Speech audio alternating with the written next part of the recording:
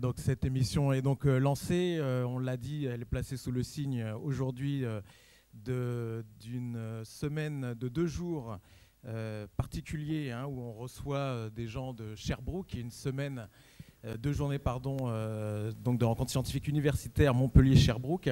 Alors on accueille avec nous Madame Jocelyne Fauché, vous êtes secrétaire générale et vice-rectrice aux relations internationales de l'Université de Sherbrooke, bienvenue.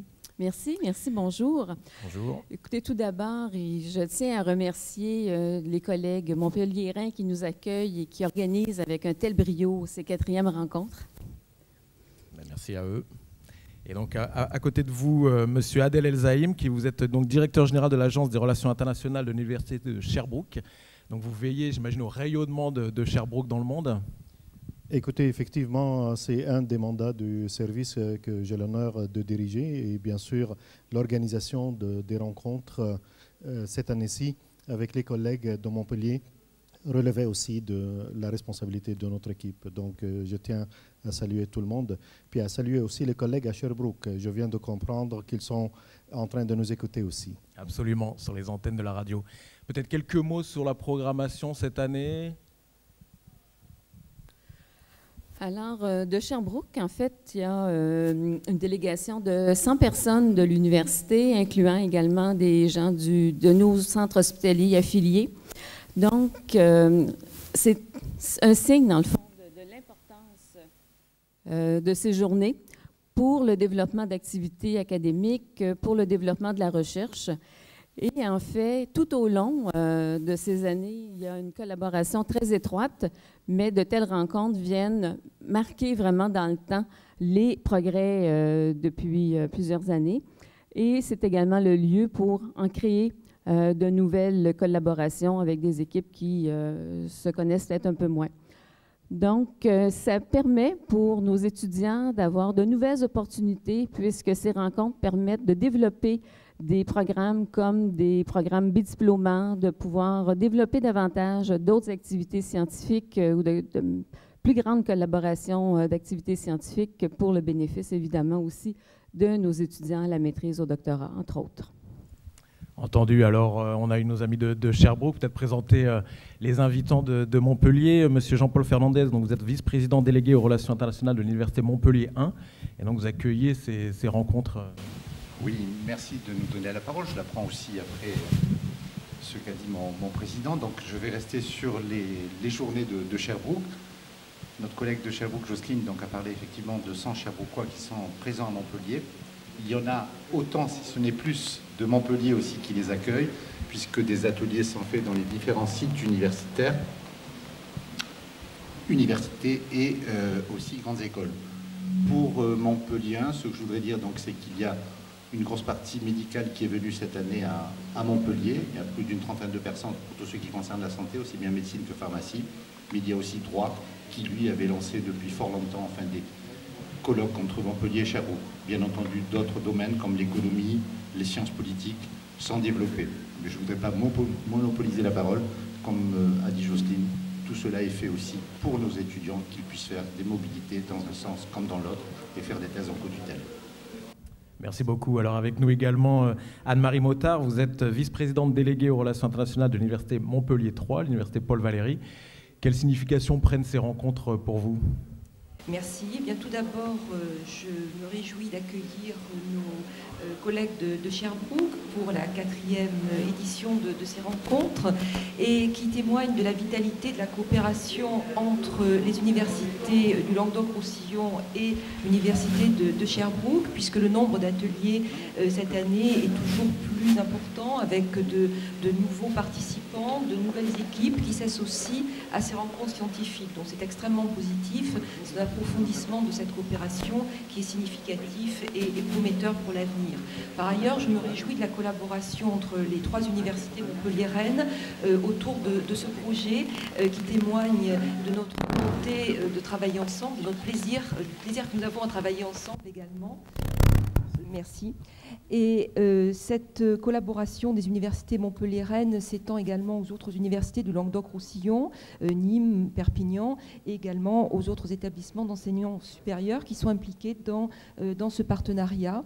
Donc cette synergie universitaire s'inscrit dans une synergie régionale, dans les activités privilégiées que la ville de Montpellier entreprend avec sa ville jumelée de Sherbrooke.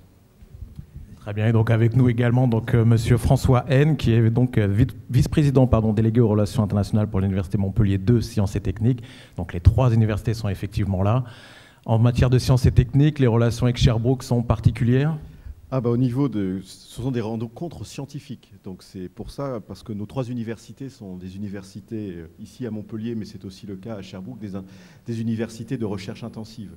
Donc au-delà et avec, parce que ça s'accompagne nécessairement des échanges d'étudiants, des échanges d'enseignants, des échanges aussi de personnel, c'est aussi une activité de recherche. Et on sait bien que la recherche nourrit des échanges et de nos échanges au niveau des connaissances.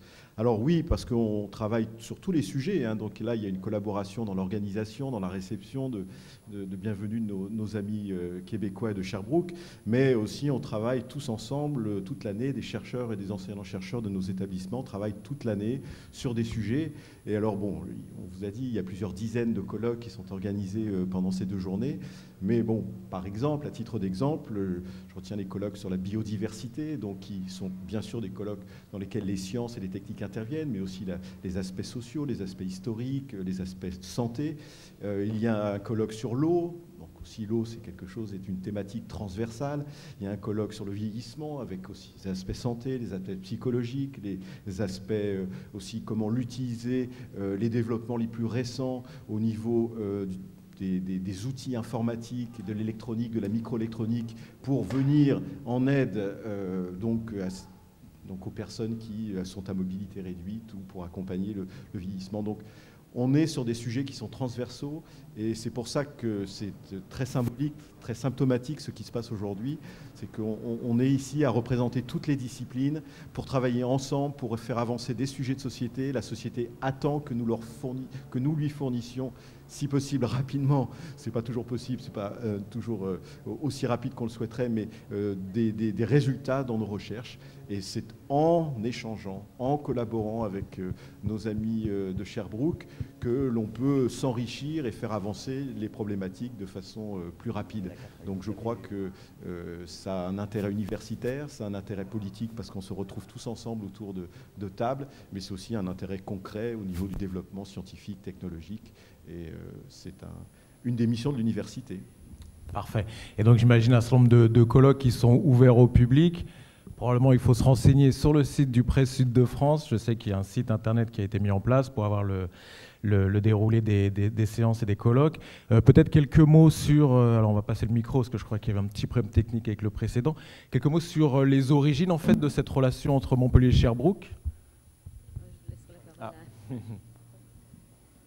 si je peux, étant donné que je suis le plus ancien, disons, dans cette coopération avec Sherbrooke, qui a démarré donc en 2003 par la visite du recteur Bruno Marie, et puis qui a été donc depuis très peu de temps, en fin de compte, avec le recteur Luce Samoisette, Jocelyne et Adèle aussi, qui nous a rejoints il y a 2 ans.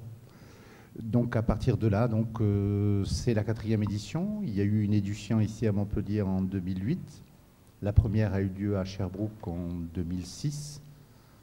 Puis 2010, alors on a dit c'est des biennales, mais de 2010 à 2013, ça fait 3 ans.